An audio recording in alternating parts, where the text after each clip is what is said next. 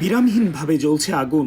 লেলিহান শিখা গ্রাস করেছে সাতাও, মাসেদো দে কাভালেইরোস ও আর্গানিলের হেক্টরের পর হেক্টর বনভূমি।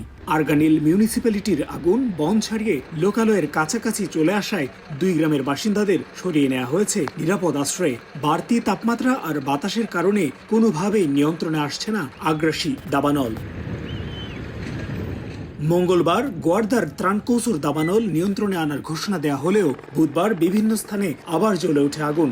লোকালয়ে প্রবেশ ঠেকাতে ও পুরোপুরি নিয়ন্ত্রণে আনতে প্রাণপণ চেষ্টা চালিয়ে যাচ্ছেন দমকল কর্মীরা। কেইরোস গ্রামের বাসিন্দাদের সরিয়ে নেওয়া হয়েছে নিরাপদ আশ্রয়ে। কালো ধোঁয়ায় আচ্ছন্ন হয়ে আছে পুরো এলাকা। পুরো দেশের বিভিন্ন অঞ্চলে 10টির বেশি বড় দাবানল নিয়ন্ত্রণে কাজ করছে কয়েক হাজার দমকল কর্মী। নিয়োজিত আছে বিপুল সংখ্যক অগ্নি নির্বাপক, বিভিন্ন যানবাহন ও উড়োজাহাজ। তাপমাত্রার ঊর্ধ্বগতি অব্যাহত থাকায় কেন্দ্রীয় অঞ্চলের জেলা কাস্তেলো ব্রাঙ্কো, গোয়ার্দা ও ব্রাগান্সা সহ দেশের বিভিন্ন জেলায় শুক্রবার সন্ধ্যা পর্যন্ত কমলা সতর্কতা এবং রাজধানী লিসবন সহ বিভিন্ন জেলায় জারি রয়েছে হলুদ সতর্কতা। বন্ধ রয়েছে বনাঞ্চলগুলোতে সাধারণ মানুষের প্রবেশ।